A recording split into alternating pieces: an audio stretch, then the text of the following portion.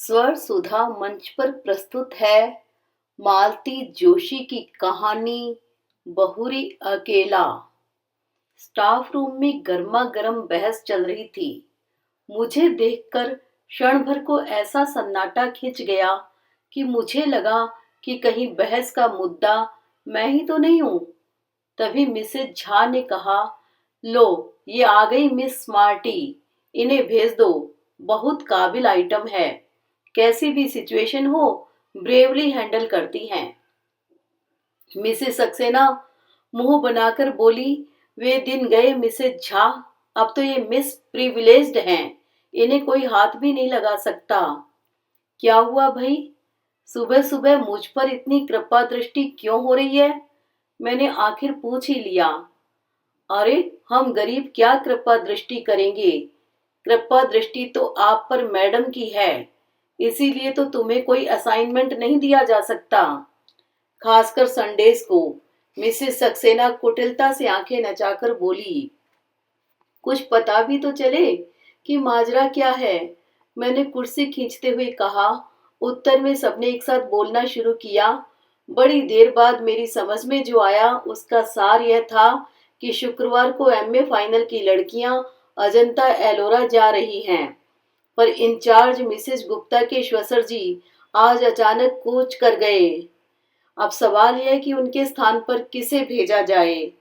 सबकी अपनी परेशानियां थी। मिसेस सक्सेना की बिटिया वायरल में पड़ी थी। रविवार को किरण के देवर की सगाई थी। मिसेस कृपाल की सास पैर में प्लास्टर बंधवा कर पड़ी थी। खंडेलवाल के पूरे दिन चल रहे थे। दास गुप्ता के दोनों बच्चों के सोमवार से टर्मिनल्स शुरू हो रहे थे और बिसारिया पहले से छुट्टी पर थी। स्टाफ में 2-3 अति बुजुर्ग सदस्य थी जिन्हें इस मिशन पर भेजना बेकार था। एकाएक मुझे याद आया, विभा तो जा रही है न, या उसके यहाँ भी कोई प्रॉब्लम है? विभा तो जा रही है, पर वह तो खुद बच्ची है, लड़कियों को क्या संभालेगी? कोई जिम्मेदार व्यक्ति भी साथ होना चाहिए, और तुम्हें कोई हाथ नहीं लगा सकता। मैडम की चहेती जो हो, उनकी सख्त हिदायत है कि अंजू शर्मा को छुट्टी के दिन कोई काम न सौंपा जाए। देर से शादी करने का यही तो फायदा है, सबकी सिंपैथी मिल जाती है। मैं चकित से देखती रह गई। ये सब की सब मेरी कोलिग्स थी, सालों से हम साथ काम कर रहे थे, हमेशा कैसी शहद घुली बातें करती हैं। आज पता चला कि सबके मन में कितना जहर भरा हुआ है। उन सबके पास व्यस्तताओं की एक लंबी लिस्ट थी, एक मैं ही फालतू नजर आ रही थी, पर उनके शब्दों में प्रिविलेज थी, इसलिए सबकी जबान पर जैसे कांटे उगाए थे। भला हो मिसेस देश पांडे का। मेरा पक्ष लेते हुए बोली, अभी तक तो यही बेचारी सारी बेगार्ड हो रही थी, अब इसके साथ मैडम थोड़ी सिंपैथेटिक हो गई हैं तो तुम लोगों को जलन हो रही है। अरे यह तो सोचो कि इतनी देर से उसने शादी की है, पति भी साथ नहीं रहते, एक छुट्टी के दिन ही मेल मुलाकात हो पाती है, वह भी तुम लोगों से देखी नहीं जाती। उनकी बुजुर्गियत का ख्याल करके सब चुप हो गई, पर सबके चेहरे पर यह भाव था कि इसने इतनी देर से शादी की है तो उसका खामियाजा हम क्यों भुगते। मिसेस सक्सेना से तो आखिर रहा नहीं गया। बोली, आंटी अब साल भर तो हो गया, इतना तो कोई नई नवेली बहू को भी नहीं सहेजता। मेरा तो जैसे खून खोल गया।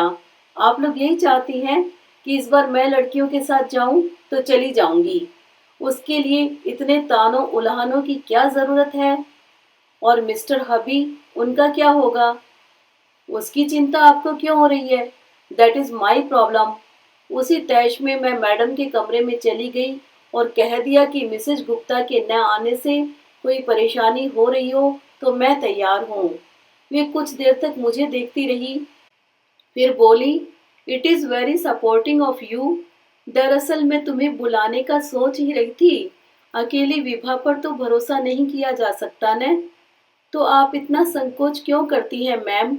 यू आर द बॉस, आप जिसे कहेंगी उसे जाना ही पड़ेगा। आप नहीं जानती आपके सौजन्य का लोग कितना गलत अर्थ निकालते हैं। आई डोंट केयर, मैं तो सिर्फ शर्मा जी के बारे में सोच रही थी। मैं 4-5 बार उन्हें बतला चुकी हूँ कि वे मिस्टर कश्यप हैं, शर्मा नहीं। पर उन्हें याद ही नहीं रहता। अब तो मैंने टोकना भी छोड़ दिया है। इसलिए उनके सुर में सुर मिलाकर कहा, आप शर्मा जी की चिंता न करें, मैं उन्हें फोन कर दूंगी। वे भी सरकारी नौकर हैं, ड्यूटी का मतलब समझते हैं। Okay, and good luck to you. घर लौटते समय बहुत हल्का महसूस कर रही थी। मेरे प्रस्ताव के बाद मैडम के चेहरे पर जो राहत के भाव उभरे थे, उनसे बड़ी संतुष्टि मिली थी। पर ईमानदारी की बात यह थी कि उनसे भी ज्यादा राहत का एहसास मुझे हो रहा था। पिछले 2 हफ्ते श्रीमान जी नहीं आए थे। आखिरी बार जिस मूड में यहाँ से गए थे, लगता था इस बार भी नहीं आएंगे। 2 रविवार लगातार मैं पड़ोसियों की प्यार भरी पूछताछ से तंग आ गई थी। इस हफ्ते फिर वही सब दोहराना संकट लग रहा था। शायद इसीलिए आगे बढ़कर मैंने यह जिम्मेदारी ले ली थी। मुझे एक बहाना चाहिए था, सो मिल गया। कभी कभी लगता है मैंने नाहक शादी की। जिंदगी अच्छी भली गुजर रही थी, न कोई टेंशन था न पछतावा। बस एक शादी की चिंता थी जो मुझसे ज्यादा मेरे भाइयों को खाए जा रही थी। अपनी भरी पूरी गृहस्थियों के बीच बेचारे एक अपराध बोध के साथ जी रहे थे। बड़े भैया की पिंकी के बीए कर लेने के बाद तो सबके सब जैसे एकदम व्यग्र हो उठे। कम से कम उसकी शादी से पहले मेरी हो जाना लाजिमी था। सो श्रीमान कश्यप को घेरा गया। 10 और 12 साल के 2 बच्चों के बाप से शादी करना मेरे लिए कतई रोमांचक नहीं था। पर भाई आश्वस्त थे कि मुझे अपना एक घर मिल गया है। पर उस घर से जुड़ कहाँ पाई, किसी ने मौका ही नहीं दिया। शादी के बाद 4-5 दिन रही थी। बाद में दीपावली पर लक्ष्मी पूजन के लिए गई थी। बस छुट्टियों में वे मुझे 1 आध महीना घुमाने ले गए थे। 1 महीना मुझे भाइयों के पास रहने के लिए कह दिया था।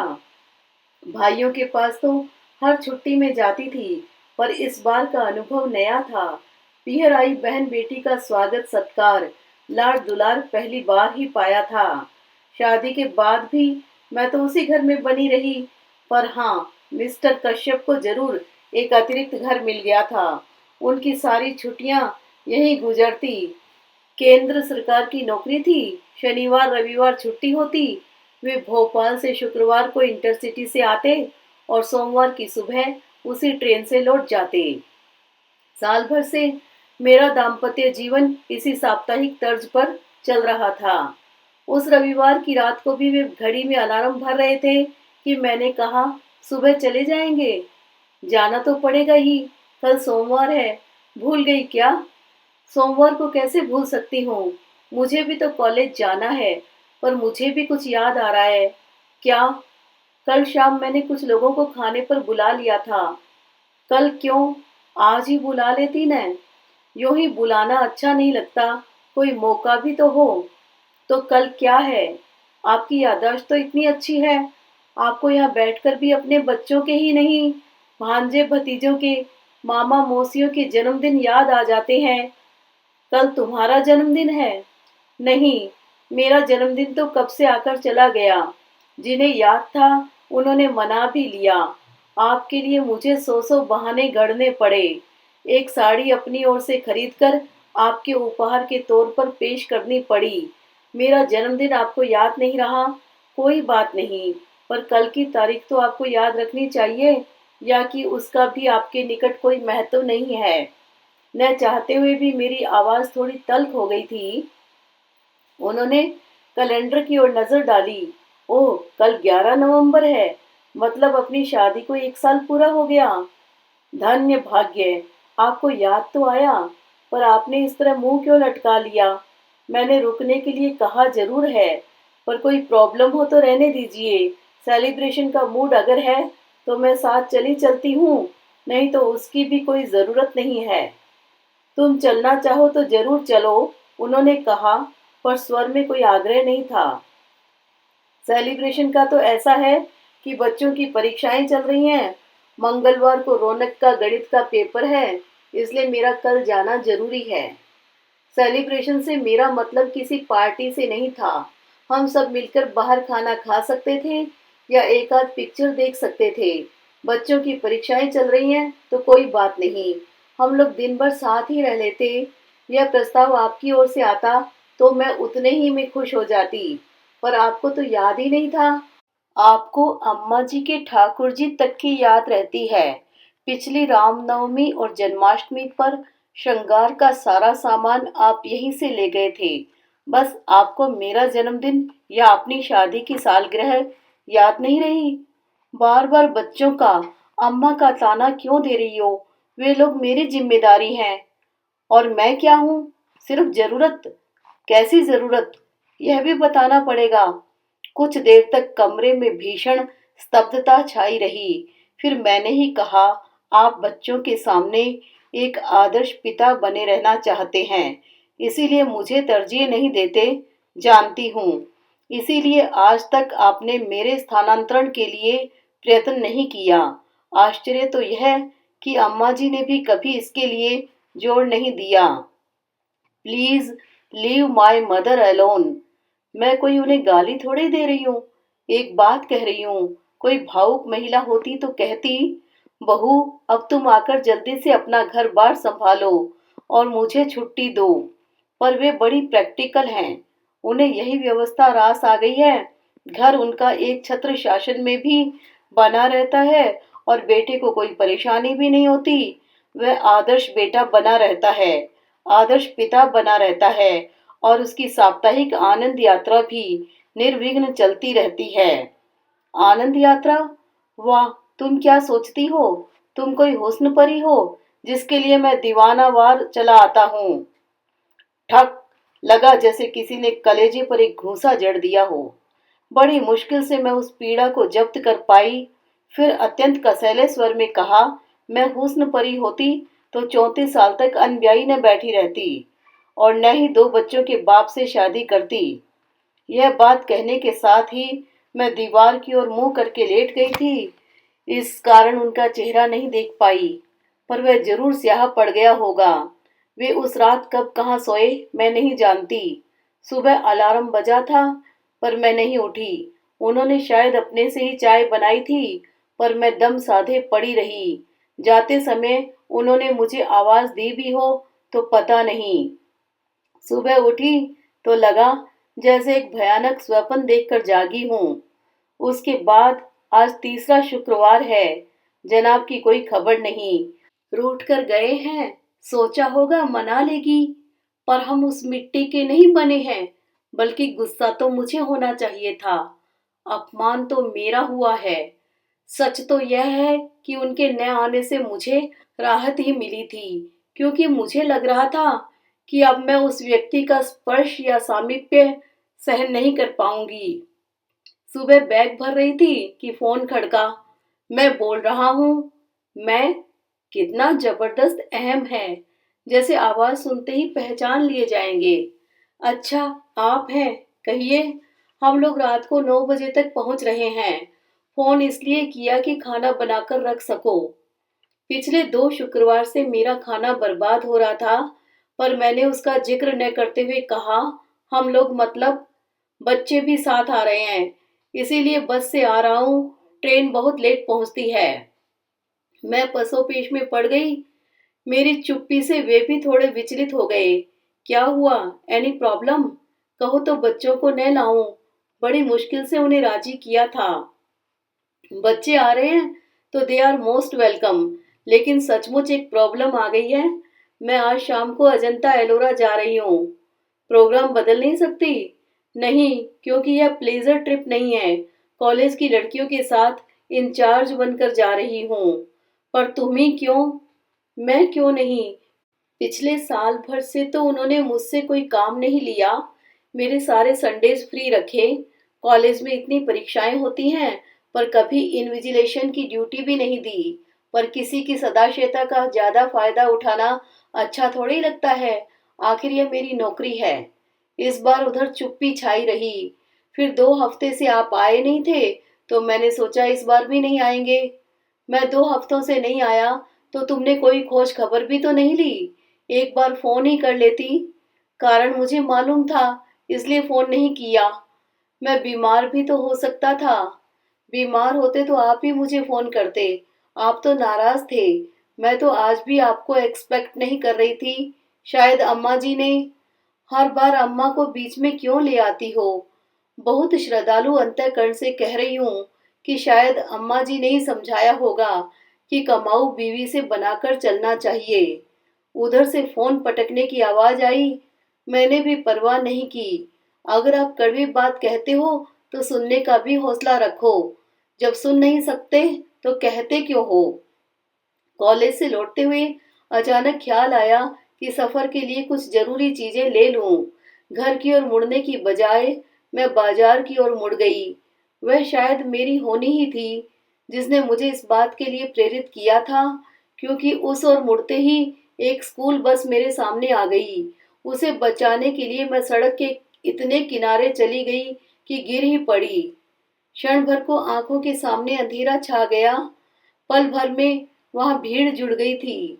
चार सहृदय लोगों ने मुझे स्कूटर के नीचे से निकाला और पास के अस्पताल में पहुंचाया।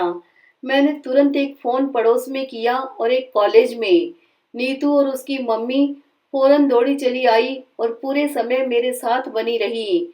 कॉलेज में फोन करने का मेरा उद्देश्य सिर्फ यह था कि वे लोग मेरे भरोसे न रहें, पर खबर मिलते ही प्रिंसिपल मैडम भी दो तीन लोगों के साथ आ गई और जाते समय अपनी कार वहीं छोड़ गई। रात 10 बजे जब घर लौटी तो मेरे दाएं हाथ में प्लास्टर था। बाएं पैर की पिंडली में 6-7 टांके थे और घुटने और कंधे पर खरोंचे थी। सौभाग्य से सिर पर कोई चोट नहीं थी, पर वह बेतरह घूम रहा था। घर आते ही पस्त होने से पहले मैंने बड़े भैया को फोन लगाया। मेरे कुछ कहने से पहले ही वे बोल उठे, अरे तुम इतनी देर कहाँ थी? मैं कब से फोन लगा रहा हूँ। उनके स्वर में उल्लास फूटा पड़ रहा था। मैंने अपनी बात कुछ देर को मुलतवी करके कहा, थोड़ा बाजार तक गई थी। पर आप मुझे क्यों ढूंढ रहे थे? अरे वो बीकानेर वाले पिंकी को देखकर गए थे ना, उनके यहाँ से हाँ आ गई है। अरे वाह, बधाई। लड़का 3 महीने के लिए जापान जा रहा है, इसलिए माँ के साथ एक बार मिलने आ रहा है। मेरी इच्छा थी कल तुम दोनों भी आ जाते तो लड़के को देख लेते। दरअसल क्या है भैया कि मैं कॉलेज के साथ टूर पर जा रही थी, तो इन्हें आने के लिए मना कर दिया था। कब जा रही हो? आज ही जाना था, पर पता नहीं कैसे स्कूटर से गिर पड़ी। पट्टी वगैरह करवाकर अभी लौटी हूँ। ज्यादा चोट तो नहीं आई? चोट तो ज्यादा नहीं है, पर आना जरा मुश्किल लग रहा है। खैर कोई बात नहीं, टेक केयर। इन लोगों से निपट लूं फिर आता हूँ। नीतू मुझे देखती रह गई। यह क्या, आपने ठीक से बताया क्यों नहीं? वे बिटिया का रिश्ता तय कर रहे हैं, इस समय मैं उन्हें डिस्टर्ब नहीं करना चाहती। जीजाजी को तो फोन कर दिया होता। नहीं रे, यहाँ नहीं आना था, इसलिए उन्होंने टूर प्रोग्राम बना लिया था। घर पर अम्मा जी और बच्चे अकेले होंगे, इतनी रात को फोन करूंगी तो परेशान हो जाएंगे। जीजाजी के पास मोबाइल नहीं है, यही तो सोच रही हूँ इस जन्मदिन पर उन्हें प्रेजेंट ही कर दूंगी। बहुत परेशानी होती है। अच्छा नीतू, आज की रात तुम मेरे पास रह जाओगी? कल से मैं बसंती को बोल दूंगी। कैसी बात कर रही हैं, आज तो मुझे रहना ही है। आपने घर पर खबर की भी होती तो सुबह से पहले कोई आता थोड़े ही। वह रात बहुत मुश्किल से कटी। उपचार के समय उन्होंने जरूर कोई निश्चेतक दवा दी होगी। उसका असर धीरे धीरे कम हो रहा था और दर्द अपना अस्तित्व जताने लगा था। यूं तो दर्द निवारक गोलियां भी दी गई थी, पर उन्हें कारगर होने में थोड़ा समय लगना ही था। घर का कोई साथ में होता तो मैं उसे सारी रात सोने नहीं देती, पर पराई लड़की को परेशान कैसे करती, सो सहनशीलता का नाटक करना ही पड़ा। दर्द के घूंट पीते हुए मैं बार बार उस एक व्यक्ति को कोस रही थी, मिस्टर कश्यप। आपने साल भर में कोई और तोहफा तो नहीं दिया, पर शायद बद्दुआएं दिल खोलकर दी हैं। उसी को भुगत रही हूँ, नहीं तो 10 साल से गाड़ी चला रही हूँ, कभी एक खरोंच भी नहीं आई। बमुश्किल तमाम रात के तीसरे पहर थोड़ी सी आंख लगी, पर नीतू ने 7 बजे ही चाय के लिए जगा दिया। उसका कहना भी ठीक था। बोली, आप हाथ मुंह धोकर तैयार हो जाइए, अड़ोस पड़ोस में खबर लगते ही आने वालों का तांता शुरू हो जाएगा, आप परेशान हो जाएंगी। फिर उसी ने मेरे मुंह हाथ धुलवाए, बाल ठीक किए उसी की मदद से मैंने कपड़े बदले। फिर उसने मेरे हाथ में कॉर्डलेस थमाकर मुझे सोफे पर लाकर बिठा दिया। आसपास तकिए लगाकर ऐसी व्यवस्था कर दी कि मैं अधलेटी रह सकूं। बोली कि हर किसी को बेडरूम तक लाना ठीक नहीं लगता। उसका तर्क ठीक था, और जैसा कि उसने कहा था, 8 बजे से आने वालों का सिलसिला जो शुरू हुआ 10 साढ़े 10 तक चलता ही रहा। बेचारी नीतू नहाने धोने घर भी न जा सकी। 11 बजे मैंने उसे जबरदस्ती घर भेजा। कहा कि दरवाजे में चेन लगा दो, आने वाला अपने आप खोल लेगा।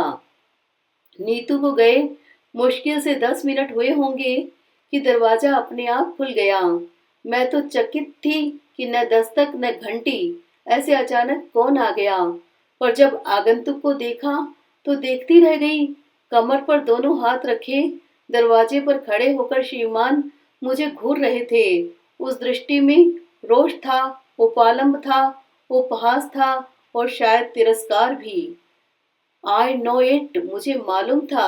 तुम्हें कहीं आना जाना नहीं था, सिर्फ मुझे टालने के लिए बहाना बनाया गया था। I was dead sure. वे जिस तरह मुझे घूर रहे थे, मैं भी एकटक उन्हें देख रही थी।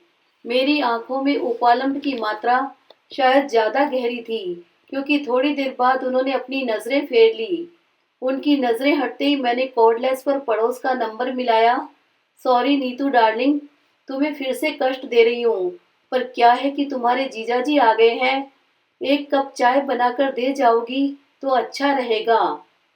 मेरे लिए पड़ोसियों को कष्ट देने की कोई जरूरत नहीं है, उन्होंने कसैले स्वर में कहा। अब वे दरवाजा छोड़कर सामने कुर्सी पर बैठ गए थे। अगर घर में चाय बनने में कोई प्रॉब्लम है तो मैं बाहर पी सकता हूँ। वैसे भी मैं यहाँ रुकने वाला नहीं हूँ, सिर्फ देखने चला आया था। मैं भी उन्हें चाय पिलाने के लिए बहुत व्यग्र नहीं थी, बस चाहती थी कि इस समय हम दोनों के बीच में कोई तीसरा आकर बैठ जाए। मुझे पता था कि जीजाजी का नाम सुनते ही नीतू दौड़ी चली आएगी, और वही हुआ। 5 मिनट में नीतू 2 कप चाय लेकर हाजिर हो गई। हाय जीजाजी, नीतू ने चहककर स्वागत किया और हुलस कर पूछा, आपको कैसे पता चला? दीदी तो फोन ही नहीं कर रही थी।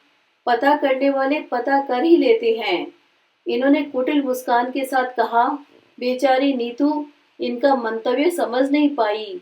अपनी ही रो में बोली, मम्मी यही तो कह रही थी कि दिल से दिल को राह होती है, फोन करने की क्या जरूरत है।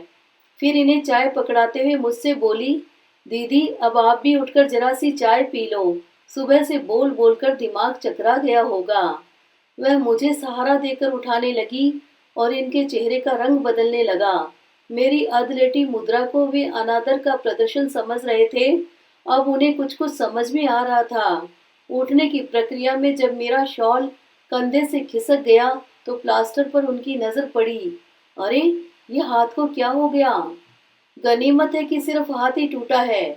आप खुशकिस्मत हैं जीजाजी कि ये सही सलामत बच गई, वरना क्या से क्या हो जाता।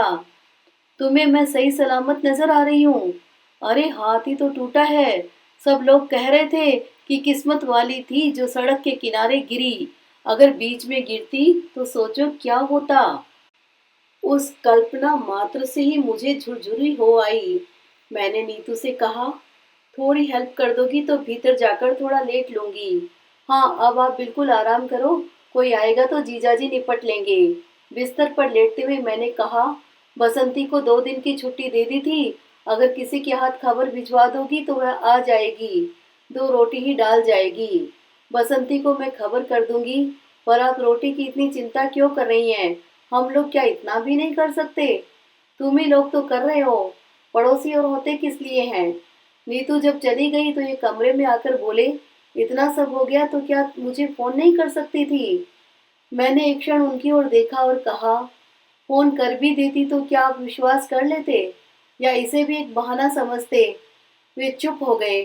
फिर बड़ी देर तक मौन हम दोनों के बीच पसरा रहा। फिर कुछ देर बाद फोन बजा। मेरा कॉर्डलेस बाहर ही छूट गया था, इसलिए फोन ही नहीं उठाना पड़ा। शायद बड़े भैया का था। मेरे हालचाल पूछ रहे थे। मैं जब तक उन्हें सावधान करती वे सब ब्यौरा दे चुके थे। फिर तो मेरी पेशी होनी ही थी। ये क्या कर बैठी तुम? और रात को मुझे बताया क्यों नहीं? मैं उसी समय चला आता। मुझे मालूम था इसलिए नहीं बताया। आप आ भी जाते तो सुबह फिर मेहमानों के लिए भागना पड़ता। अब आपकी उम्र इतनी भागदौड़ करने की नहीं है। वैसे चिंता की कोई बात नहीं है। पड़ोसी बहुत अच्छे हैं और अब तो ये भी आ गए हैं। हाँ, अभी फोन पर उनकी आवाज़ सुनकर थोड़ा संतोष तो हुआ। अच्छा, तो हम लोग सुबह आते हैं। Take care. भैया के फोन के बाद फिर से सन्नाटा छा गया। ये पेपर पढ़ते रहे। मैं सोने की कोशिश करती रही। नीतू दोनों की थालियां लेकर आई। तभी यह नीरवता भंग हुई। नीतू बोली, मम्मी तो कह रही थी जमाई जी को यहीं बुला लो, ठीक से खा लेंगे। पर मैंने कह दिया कि दीदी अकेले बोर हो जाएंगी। वो अच्छी हो जाएं, फिर दोनों को एक साथ बुलाकर खूब खातिरदारी कर लेना। एक बात और, जाते हुए मैं बाहर से ताला डालकर जा रही हूँ, नहीं तो मोहल्ले भर की आंटी लोग तंग करने आ जाएंगी। रात भर की जागी हो, थोड़ा आराम कर लो। खोलोगी कब? 4 बजे चाय लेकर आऊंगी ना। और सचमुच वह हमें ताले में बंद करके चली गई। वह जब तक रहती है पटर पटर करती रहती है। घर भरा भरा लगता है। उसके जाते ही एक निचाट सोनेपन ने घेर लिया। उस असहज एकांत से निजात पाने के लिए मैंने कहा, आप तो आज ही जाने वाले थे ना, तो दिन में निकल जाते, रात में ठंड से परेशान हो जाएंगे। वे एक क्षण मुझे घूरते रहे, फिर बोले, मुझे क्या इतना गया गुजरा समझ लिया है कि तुम्हें इस हाल में छोड़कर चला जाऊंगा? एक तरह से बात यहीं पर एक अच्छे बिंदु पर समाप्त हो जानी थी, पर मेरे मन में तो प्रतिशोध की आग धधक रही थी। वह हुस्न परी वाला डायलॉग मेरे कलेजे में कील की तरह गड़ा हुआ था। उसी ने मुझे चुप नहीं बैठने दिया। मैंने बड़े नाटकीय अंदाज में कहा, मेरी यह हालत है तभी तो कह रही हूँ, रुक कर क्या करेंगे? वे अवाक होकर मुझे देखते रह गए। What do you mean? कुछ नहीं, एक पुरानी बात याद आ गई। एक बार आए थे और मैं संकोच के मारे मैं क्षण भर को चुप रह गई। उस दिन आप कितना नाराज हुए थे। कहा था कि फोन तो कर देती। बेकार में 200-250 रुपयों का चूना लग गया। उनका चेहरा फक पड़ गया। डूबती सी आवाज में बोले, उस बात को अब तक गांठ बांधे बैठी हो? यही क्यों, और भी बहुत सी हैं। सारी गांठें खोलने बैठूंगी तो सुबह से शाम हो जाएगी। तुम तो ऐसे कह रही हो जैसे मैं तुम पर बहुत अत्याचार करता रहा हूँ। प्रचलित मायनों में जिसे अत्याचार कहते हैं वह तो आप कर नहीं सकते, क्योंकि मैं उतनी बेचारी नहीं हूँ। आपका तरीका बहुत सोफिस्टिकेटेड है और अप्रोच बहुत ही प्रैक्टिकल। बहुत आसानी से आप सामने वाले की भावनाओं को अनदेखा कर सकते हैं। मसलन मसलन अब कहाँ से शुरू करूँ?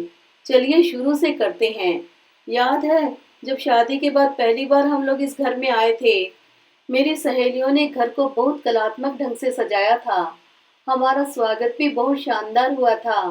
हार, फूल, संगीत, उपहार, मिठाई, और लोग इतने कि पैर रखने को जगह नहीं थी। उसके बाद जब हम अकेले हुए तो आपका प्रश्न था, फ्लैट तो बहुत सुंदर है, कितने का पड़ा?